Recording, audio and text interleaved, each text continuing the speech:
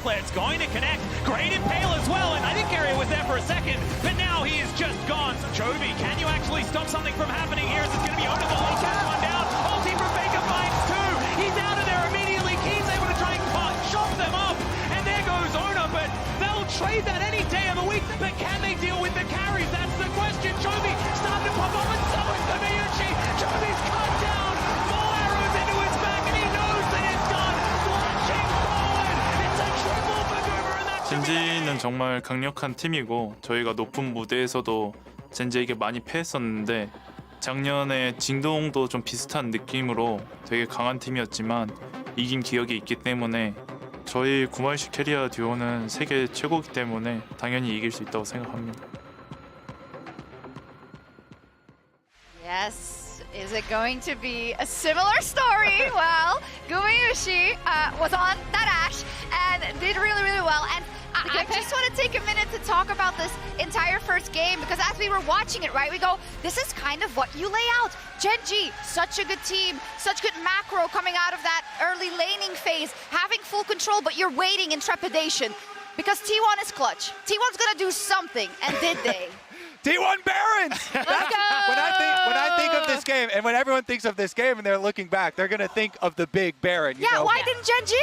Well, I mean, this was a really good call. You could see that Dragon was taken, Skarner was gone. You need to get the TP in, but Faker with this ultimate as well was clutch, and that's why it's part of the reliable Cisco network for every second counts. It was absolutely insane to see just how clean they were on this play. And then look at the re-engage from Gen.G here. They actually split. So Peyz is the big damage still alive. He goes down, focusing on Zeus, while Canyon flashed the other way to get a double Skarner ult, but there's no one there to follow up on his double Skarner ult. And so then T1 can get so much out of this. It's not just a T1 like sneak Baron. It was over a 5,000 gold Baron power play with that Baron. They got all three of the secondary towers and more kills because of Guma's Ashe, able to hit the arrow on Canyon as he's like standing by the tower for even more gold, and it was just such a snowball. I just think Ashe is a big pick, and maybe you should consider it instead of Renekton. And a Gragas yeah, that's what I really wanted to bring up in that fight. Gragas is such a good pick against what Gen.G want to do. It's able to split up fights. Zeus had an insane performance on that pick. It's something we saw earlier in Swiss, and I'm so happy to see him bring it out again. Yeah, it was, and the Renekton in comparison was kind of useless in conclusion. I mean, because you remember back to the early game too, the Gragas already showed up. Zeus outplay under tower during the lane swap. Got also Oner a bit ahead because he was able to get extra camps because Canyon was down there taking damage. So yeah, really big props to Zeus again on his Gragas. I have a surprise video for you because someone's in the crowd who wasn't entertained, apparently. Let's take a look. I think maybe they should be scared, but they're not. Oh, did I just tease it and suck it? Look at Elk. Oh, no! The yawn! Super cut. He's just. Oh my god. No! What's up with that?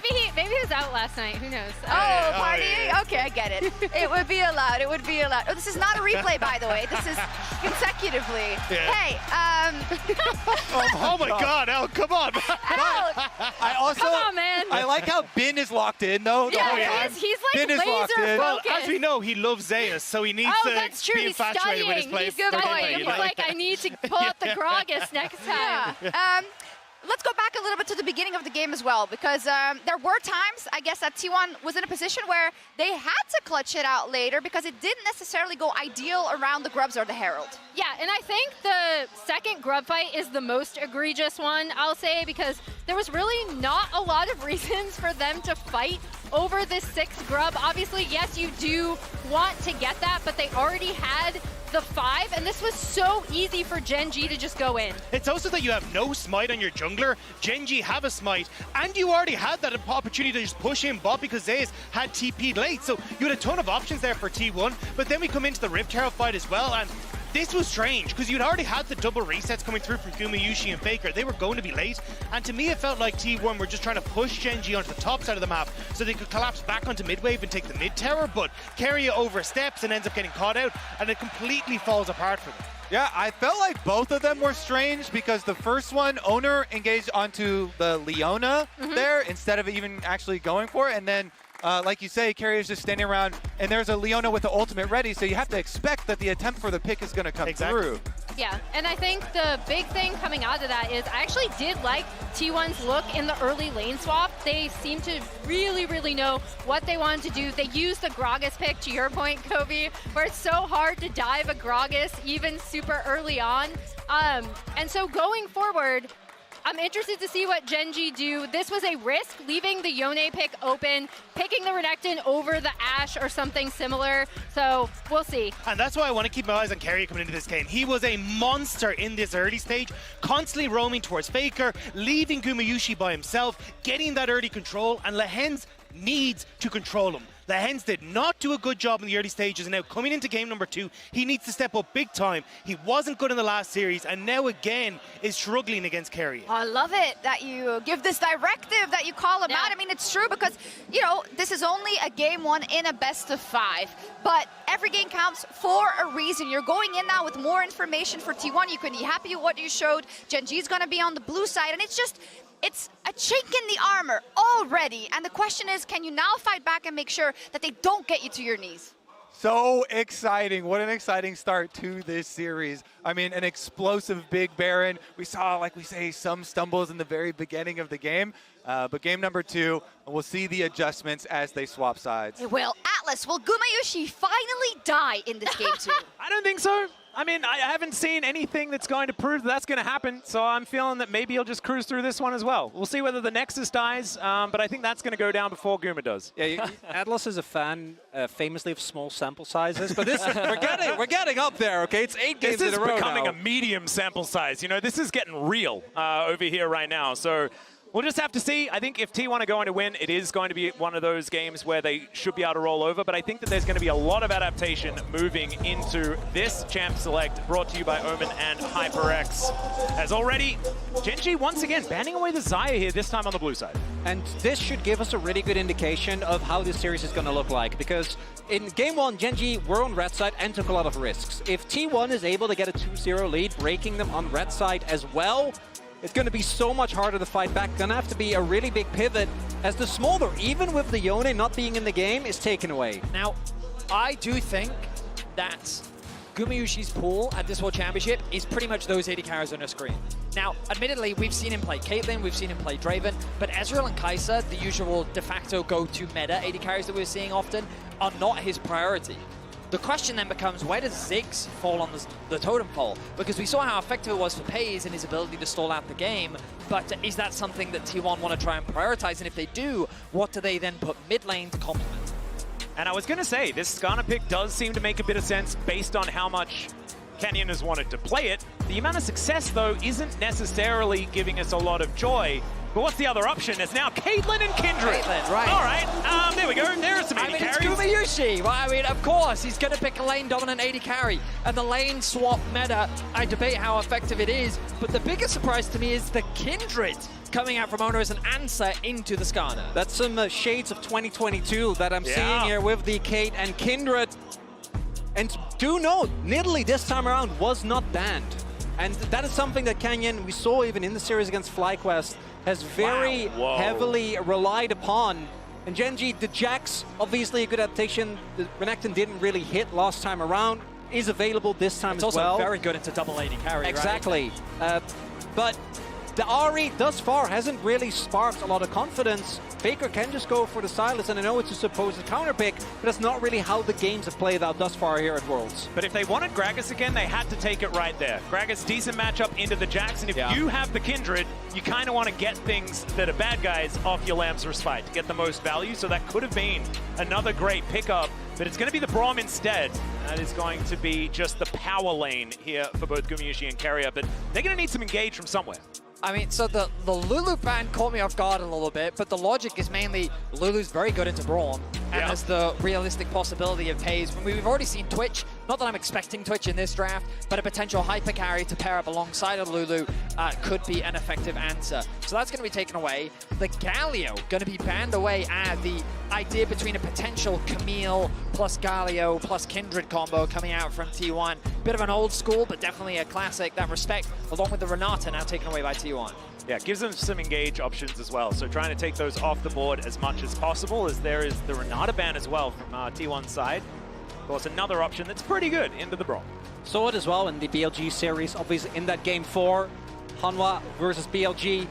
A lot of shenanigans happening with that. Galio, the Gragas, I do agree with you, Atlas, seems like a no-brainer, but that is not going to get taken away. That is good into Jax. Zeus just came off of a great game off of it, and it synergizes really well with that Kindred. Maybe Gen.G has a plan into it, or something like that, because you could imagine that they do have it pretty fresh in their mind, that that is a likely pickup.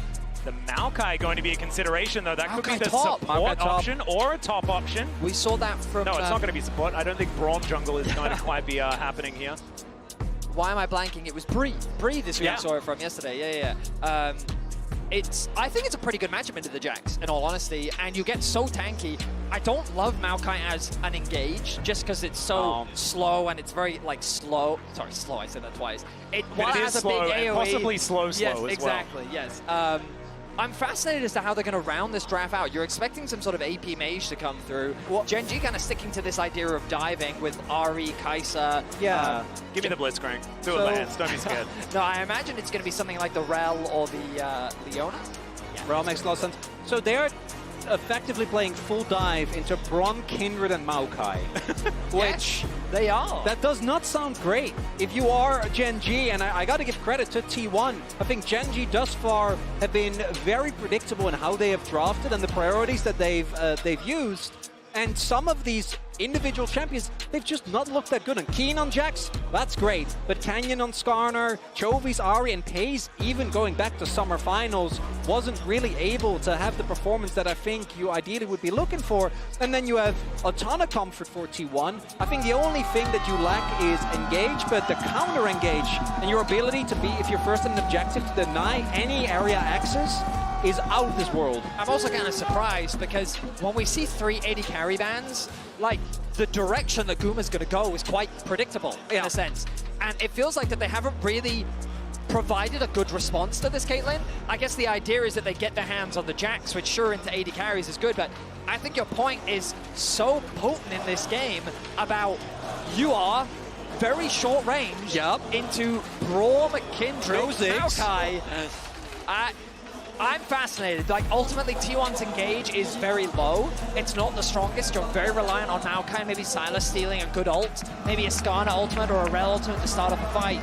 But I think T1 have cooked, and I like the dish that they prepared. Yeah, no, I would agree. And I think that not having a lot of engage only matters if you lose the range battle. But I think they're doing okay in that regard. That's true. When that sort of is one of the concerns. And when you can throw saplings around to get as much information as possible, I mean, Zeus should be able to just face check anything that he would like later into the game because he's going to be a walking fortress.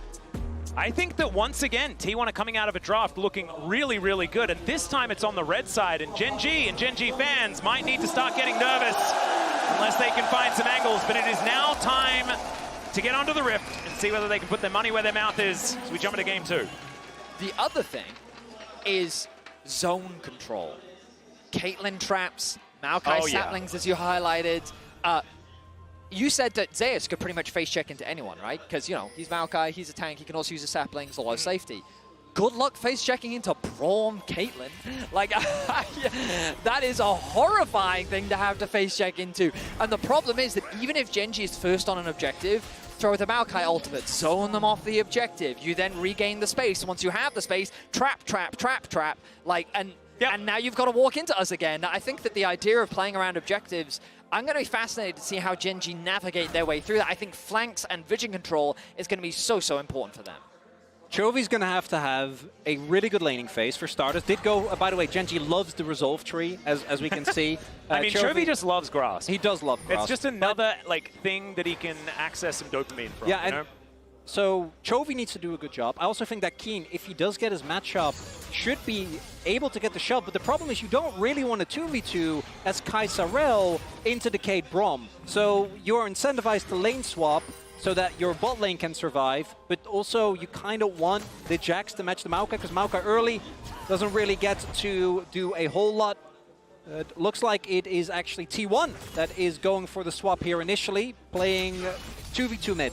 You'll notice that Guma was hovering around mid for quite a while, which means that he was quite late to the top wave. On top of that, Zeus was denied from farm on the bot side of the map. So already this lane swap isn't ideal, optimal for the way in which Team 1 is setting themselves up for success. Keria has been hovering around mid. He's going to get level 2 very quickly. He's already on his transition over to bot lane, knowing that, hey, if I get one more minion, I'll level over. That's fine. I don't need to take any more XP away from Faker. Jungler pathing topside, those kind of you'd expect. Oner, which means that the threat of the dive is coming. Yep, Keria is going to get stunned up here by Lehends as he makes his way in. Level 2 only. Level 1 for Keria. He's burning down. He's dead. That is going to be first blood going over to Canyon, and they'll take some plates to boot because Zeus now finds himself in a whole lot of trouble. Might have a twisted advance to try and outplay some stuff. That Arcane Smash was pretty good, or the Bramble Smash as it's known now. As Canyon underneath this turret has to flash. He's able to dodge the turret shot as a couple more autos are needed. It's Peyz that locks it down, almost dies, and somehow they navigate the dive. Game number 1, the dive of disaster. Game number 2 puts Gen.G back on the right track. A kill for Peyz, and so many resources for T1 going to waste. I mean, that was perfect execution from Gen.G. They punish the rotation from Keria. They get him before he gets level 2, and then they manage the tower aggro phenomenally. This is the Gen.G we were expecting. And this is exactly the Gen.G that we need to see in this game if we want it to get to a best of 3. Which we do. They have to start early if they want to get some of these advantages. You already said that the script is written for how fights are going to go later on in the game, and it's not very fun if you're not on T1. So Gen.G, they have to be able to snowball this forward and see what they can do, because it's not over yet. They need to get more leads. Canyon is quite far behind in terms of camps, is the biggest downside for Gen.G. You'll notice that he's only managed to get through his bot side. Oh, flash once again from Keria. I say again, I mean, he didn't get a chance to flash earlier, but Canyon putting pressure down, I should say, onto Keria once again, as Faker going to be zoned away from what farm he can. He's doing a pretty good job so far in the mid lane matchup, but at the bottom of your screen, it's a suave shade of blue. It is indeed. Gen.G finding a bunch of advantages. Excellent use of the word suave as well. Speaking of which, so was that just escape from Canyon. Decides, nope, I would prefer not to do this. Canyon, one of the most often heard pieces of criticism for this player, which also ties into his strength, which is mid to late game impact and carry performances, is that he's not doing enough. I think this game he's overcompensating a little bit. Still sitting at 16 CS, but because of the early kill, once he picks up his camps that are going to be a decent level, should be able to very quickly catch back up in experience. And when it comes to the gold, he is still doing fine. Now, this early gold lead for Gen.G, a necessity, but good to see nonetheless. Because with how game number 1 played out, it felt like Gen.G was on track for what we've seen them do so many times, and T1 really threw them off. And I will draw attention to our viewers who aren't as familiar with our format. Overlay, I should say. You can keep track of the Kindred stacks on the right-hand side of your screen. You can see that underneath the flash, and same for any of the stacking champions, which we don't have in this game.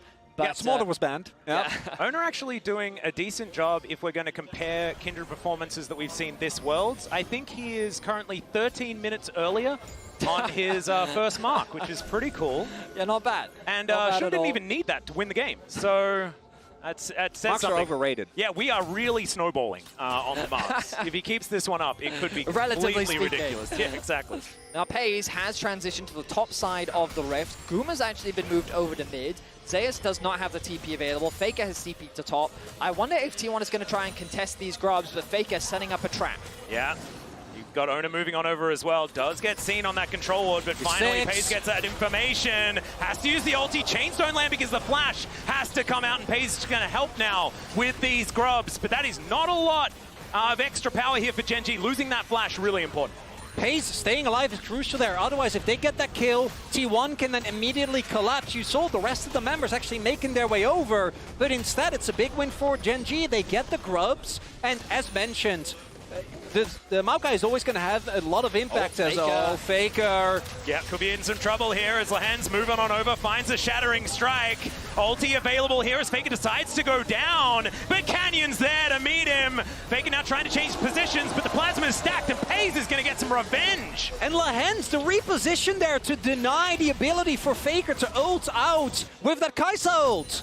And on top of that, Canyon using his E, not onto Faker, but in his flash path. meaning that he had nowhere to go. Nice collapse from Gen.G, and they funnel that kill onto Peyz, crucially to get him further and further ahead. 2-0-0 now for the Kai'Sa, an 800 gold lead for him, and Gen.G came out the gate swinging here in game 2. And he's got some compound interest. That Ko is ticking away. Yeah. Gonna even further bolster the gold lead. And the biggest difference here has, I think, very clearly been Lehends' impact in game 1 versus game 2. And then the inverse, Keria. Keria on the Braum. It's just not really the same type of champion. Lehends possibly looking for a little bit more here, but only level 4, as is Keria. The AD carries that now actually have some levels in them, as we can see here. Some Berserker's Greaves done for Gumayusi. It's a bit of a battle towards the bottom side of the map. Zeus could be in trouble. Canyon, once again, just lawnmowering his way over. Oner going to get caught by the Brambles. Actually not, because of course there's Zeus's. I'm getting confused. Should be a jungler that has that ability. Kiin jumping back though. I don't know about that one, but he has the counter-strike. Zeus now looking for an opportunity here, but Kiin looks like he's out. Canyon now the one moving forward, but Oner is continuing these autos. The Dance of Arrows can get him in range as they get the Bramble Smash to slow Canyon down. Impale's going to be dodged beautifully. Counter-strike for the stun. Canyon on about 1 health, and Oner cannot dive the turret. Not even close. Canyon holds onto his flash and makes sure that he keeps that summoner available, but what an almost turn from T1. There seemed to be a bit of indecision on the side of Gen.G about whether or not they wanted to commit to the play. But then when they finally decided to, Oner was like, all right, fine, let's take this 2 versus 2, and you saw the power of the Kindred early on in the skirmishes. No kill ends up dropping for either side, and Kiin's able to catch this massive top wave as well. In the picture-in-picture, also, we were distracted by what was happening, but Chovy actually forced Faker's flash. I imagine went for an offensive ult play, got that summoner out, and that does mean that T1 for a possible contest on these grubs. Trying to deny the Jack 6 grubs, definitely something that you want to do, but 2 crucial summoners now no longer going to be available. Kiin also had to invest his flash, but Canyon still has his. Yep. And one thing I want to draw everyone's attention to is the fact is something that we've spoken about earlier. It's a 2,000 gold lead here for Gen.G. It has to be. The way team fights are going to work later in the game should be able to favor T1 if they don't fall too far behind. Right now, I think that Gen.G are on pace for trying to create a snowball, but they cannot stop. Like, this is about continuing to press this advantage as much as they possibly can. First Dragon certainly going to help out with that. Next one going to be an Infernal. And Gen.G just have to keep their foot on the gas. I mean, I think it's important to realize that kind of on paper, Gen.G's comp is easier to execute because it's just go forward. Yeah. Right? Press go R, in and engage. kill. Yeah, exactly. So T1 in the fights, we talked about all these tools that they have, but execution is key. Patience, kiting backwards, leveraging your range, being able to sort of circumvent your way around all of the engage that Gen.G's going to have. So if they get a lead, it becomes even harder to do that, and it can look even more dominating when Gen.G is just forcing all of these plays. Yeah, the fact that 2 out of the 3 kills are on Peyz as well is something that could be worrying, because yes, there's a range advantage for T1, but that reposition from the Killer Instinct can really allow Gen.G, if Peyz is really strong in this game, to just clean up any situation where they can get a foothold. So things could go from bad to worse very, very quickly. That's getting ahead of ourselves, though. Let's have a look at how this mid-game is going to unfold. As already, Canyon getting to work, trying to lock down 6 of these grubs. On vision right now, but we can see there's Kindred in the bottom lane, so it's not likely that a contest is going to work out. And this all comes from Chovy's prio in mid. This time around actually is able to have that very oppressive laning phase, and Faker just has to catch the wave, so I think T1 make the right call. Don't try to fight that. Instead, try to look for the cross map. Gen.G with Peyz and Lehends arriving will be fine. I also want to highlight Oner now on 2 marks, found one on the Grump in top sides. But Oner, who I think was by far the most consistent member of T1 in summer, had a little bit of a dip in playoffs, but then has been exceptional worlds again. When you think of his best champions, they're champions with really high impact, but not necessarily the carries, right? It's the Vi moments, it's the Rell from last year. You have to cast your mind back a very long way, right? It was when he was making his names on picks like Graves that you really remember him being able to carry from the jungle role. It's not something he's a stranger to. This is maybe something he's a bit rusty on. It's just not something, like it's not about whether or not Oner can do it, but it's about how T1 as a team functions and has over the last couple of years. I will say that when you look at this T1 draft, it definitely isn't typical T1. Like, seeing Zeus play a full-on tank is not something that we often get to see.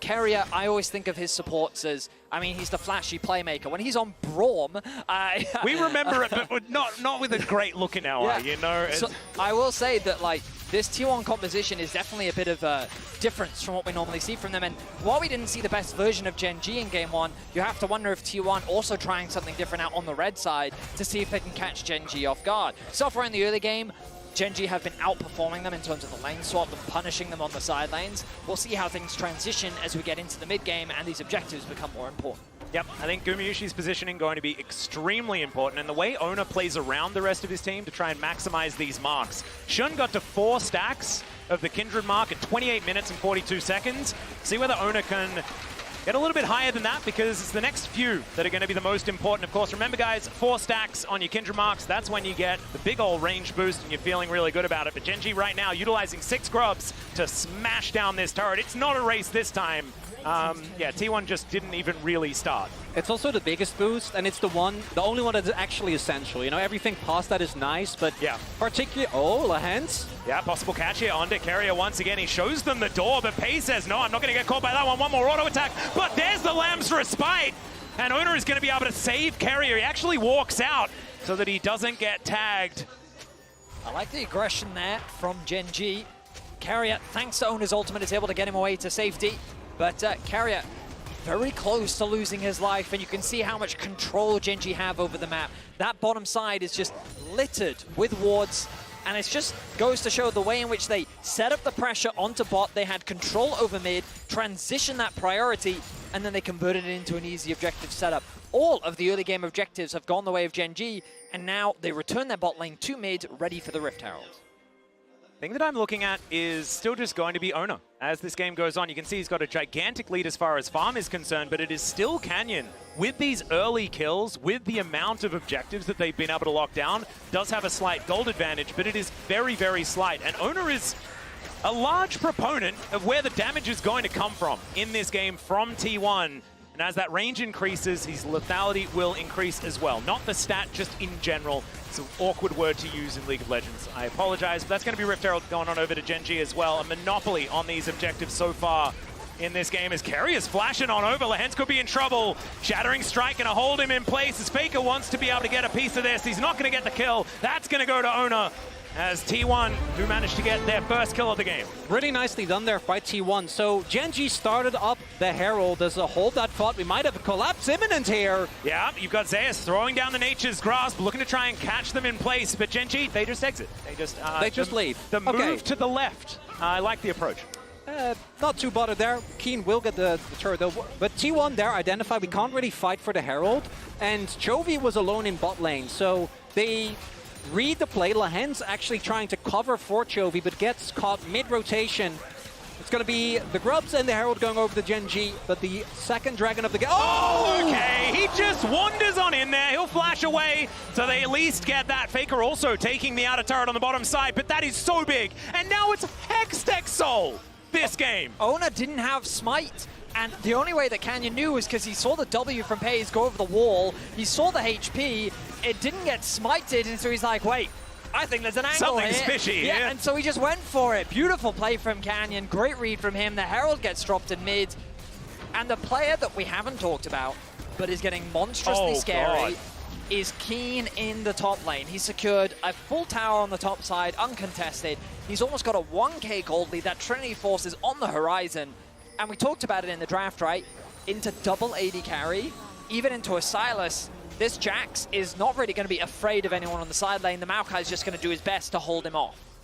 Yep, it's going to be about how well T1 just holds Kiin at bay and tries to bide their time. But as the game stands right now, it is not looking good because this snowball is a-rolling. Gen G are capitalizing. But it's only 2.5k, something like that as far as gold lead is concerned. 6 Grubs and 2 Dragons are what they get for it, though, which is still very, very valuable, especially with the Soul being this Hextech. In game number 1, T1 found the one win the way of the Baron Call, and it was a weird moment because it felt like Gen G was aware of it, yet still underestimated it. It brought them back in the game, and I think they're going to need a similar moment here because, as mentioned, this composition is really going to struggle as long as Gen G has that map control. Gen G is now the one that keeps shoving out the waves, keep having Prio on the vision, and it is quite hard for T1 to find a good snap engage. They have a ton of CC once you actually get on top of them, but you don't have something like the Rell, like the Leona, like the Vi to really start off a team fight when Gen G isn't ready. Well, we talked about how Gen G, if they start off an objective, T1 actually have a lot of ways to gain access onto the objective, even if they don't have the best engage, simply due to the fact that they have a Caitlyn plus the Maokai ultimate. But ideally, they're on the objective first. They have position with the Caitlyn traps. They're forcing the enemy to face check into their Braum, into their saplings. But T1 are never being given that opportunity, thanks to how well Gen G is snowballing this early game. They have a 3k gold lead. They're playing around their side lanes incredibly well. They've got a 4-1 setup right now. Fake is in top lane, catching another wave. And Gen G are just very methodically suffocating T1 out of the map. Yep, pulling them around, as you can see, moving over towards his inner turret in the mid lane. Ace in the hole does go down, fair bit of damage onto Lehends. Decent knock up there, but Keria had to invest the ultimate just to get them away from this turret. It's just Gen G trading up at this point in the game. The turret stands though. Main thing for T1 is to not lose too much of that map control. You see them still moving around as a 5-man unit, maybe looking for some stragglers. Looking at the item finishes though, because of the gold leads afforded to Gen G. Peyz already on 2 items, and let's not forget this Kai'Sa. It's only going to get worse from free items onwards. When you get your revolves, when you're able to be a threat both as a poke champion as well as when you dive into the backline. As you mentioned, Fetty, I actually think there's a small window where the Maokai is like tanky enough to kind of deal with the Jax. Sure. But once Triforce is done, it gets a whole lot harder. And in a team fight, he'll be able to, but in the side lane, getting to match is going to be very, very hard. And we need to talk about our Mercedes-Benz features matchup. You mentioned it already on the Peyz side, but Gumayusi is about to hit that trough. This is where he's going to have to dig deep and make sure he continues on that streak of his, because Infinity Edge is necessary. That 2-item spike, it feels better than it used to, but definitely wants 3 items, 4 items, needs armor penetration, Infinity Edge, and then he feels a whole lot better. It doesn't get better all that soon here for T1 in this game. What you see though, T1 have been in this position before. They're trying to look for these small catches inside, as Zeus could be in big trouble here. Yeah, it does have a sapling in position, actually a bit lazy. That's not enough damage. Yeah, not going to actually spot him. So yeah, Canyon versus Zeus would take a while, to say the least. So right now, T1, I wonder if they even feel strong enough to contest the next dragon. They're setting up on the top side of the map. Vision is spotting them out completely as Oner is walking over wards right now, going to clear those out. Chovy respects the fact that he is on the weak side of the map as Lehends makes his way up towards the top side. Kiin continues to push in the bot wave. It looks like he's heading towards a Starak second, which to me, that's kind of the break point for Jax when he's got the Trinity Force and the Staraks. He just becomes this really difficult to kill bruiser. Yep, and I was actually going to say, if this was the Infinity Edge back for Gumayusi, then maybe there's an opportunity somewhere. He's not quite there, sitting on the pickaxe and the BF sword as the Baron is about to spawn. 10 seconds until that dragon. Is good sidestep there from Lehends. It was just going to be some support combat. This is Gen G dealing with the fallout and trauma of last game. Look at the amount of vision control set up as they are heading towards this for a dragon. This time around, no opportunity. And T1's Baron damage is so much worse. Last time, they had an incredibly quick Baron. This time, that's not really going to be the case. Yep. T1 not going to be able to get on over there. I think as soon as everyone saw that those timers were matched up, they were like, oh, T1's going to try for it. Gen G, of course, saw as well, and so they're able to stop that one from happening, only investing the limited resources to lock down Soul Point for themselves, continuing that monopoly on the neutral objectives. And this is really looking good for Gen G here in game number 2, which, if you're a fan of 5-game series, is pretty good. It's, I mean, if you're ever interested in getting into super high-level league, both of these teams showcase through game 1 and game 2 how important the early game can be and how effectively you can snowball from that point depending on the strengths of your champions, because both teams have throughout this series demonstrated an effective way of how to play through that strength and snowball effectively. It's been a beauty to watch. It is a low kill game, but the map control, the decisions that Gen G have made, the tactical decisions and the execution has been near flawless, and it's resulted in a 3k gold lead 20 minutes in. Many have credited one of Gen G's current coaching staff for being one of the original reasons why Vision in League of Legends got changed for exactly these type of games. And if you think the map is lit up now, go back, watch some old VODs. I mean, Europe is very fond of when they nerf that, okay? Yeah, let's I have do a remember conversation that. about control wards and how much they're bought and stuff like that. I think that's a good idea. And knowing T1, what they're going to look for now is a quote-unquote, oh no, someone's caught in the side lane, followed by an immediate fight and an immediate collapse. They have dispatched of many teams when they were feeling like they were in a position of power. The problem is that generally Gen G doesn't really bite. They just let you play it out, keep their patience.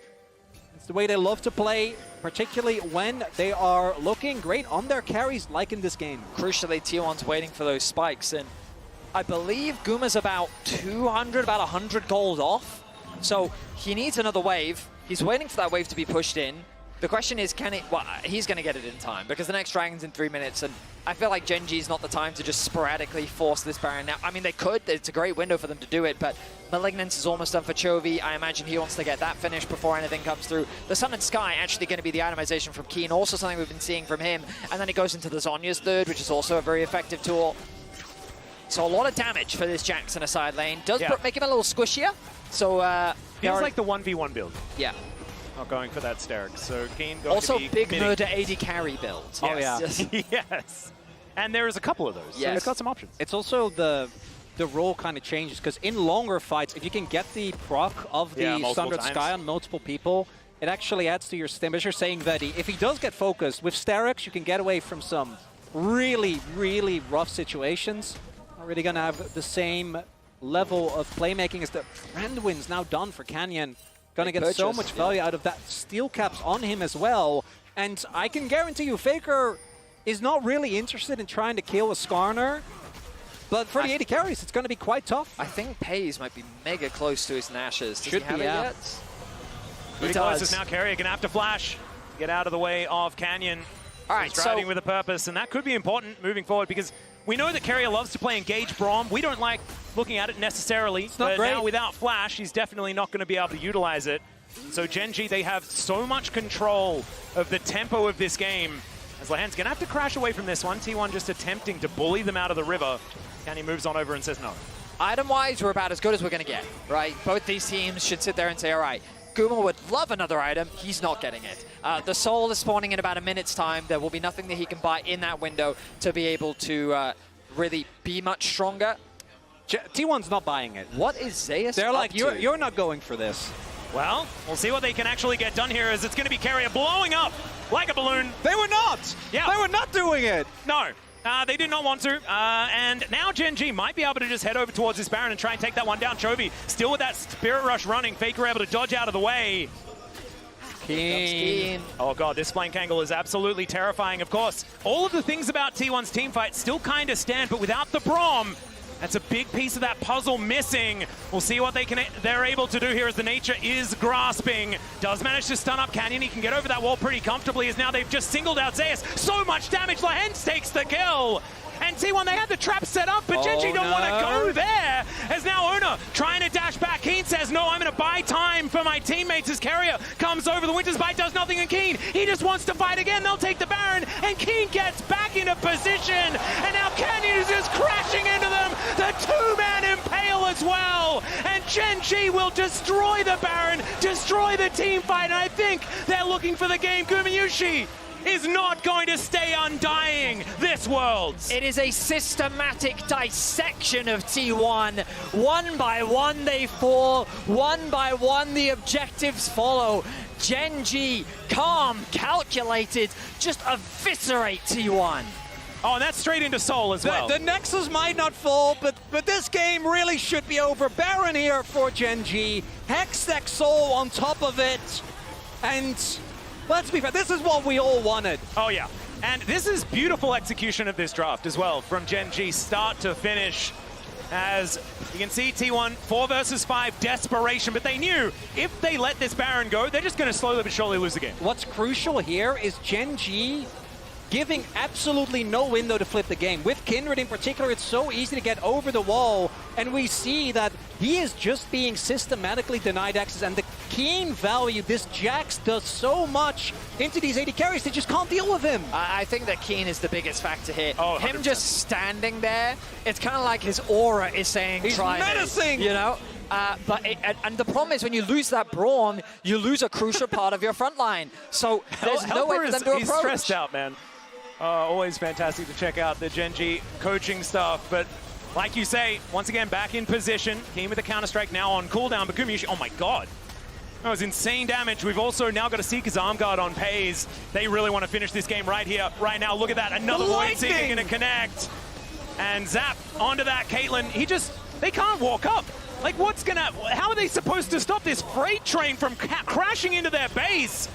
Gen.G have taken 2 inhibitors in a matter of seconds. It's a 10,000 gold lead plus here with this Hex Dexol, and T1 once again throwing out some grasping nature. They try to line up behind their tank, and it is absolutely working. Peyz is indeed unstoppable as Keria goes down. The Killer Instinct is named well as Zeus is his second one. The Lambs Respite going to keep them alive for now, but who's it healing? It's only healing Gen.G as they move to 1-1 in this series. I like the idea of T1's composition, but in practice, the way in which Gen.G executed the lane swap, the way that they punished T1 in the early game, and then they just dismantled them from start to finish, objective control, the team fights. I mean, this is the series that we want. Yeah, this is what we wanted. And the impact of Lehends night and day between that game 1 and 2, and I think whichever support is going to have more impact is going to keep looking better and better in this series. And what this series has so far been about is execution of your game plan from the draft. And so far it's been beautiful for both winners. Time for us to go to a break. When we get back, we'll see what they have cooked for us in Game 3.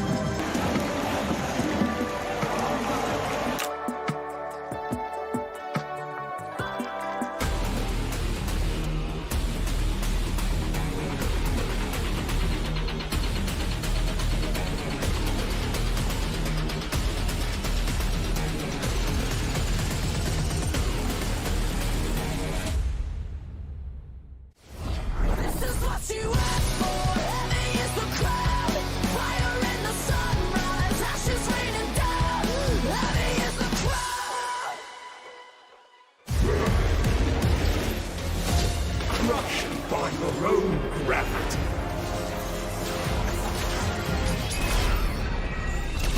I'll be your monster.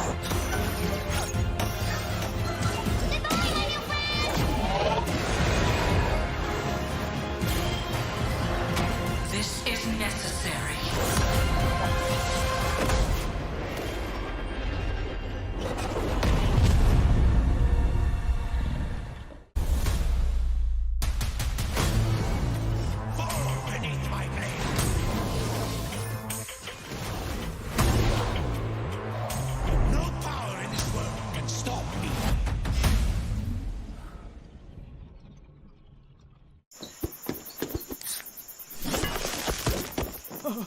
Red Bull gives you wings.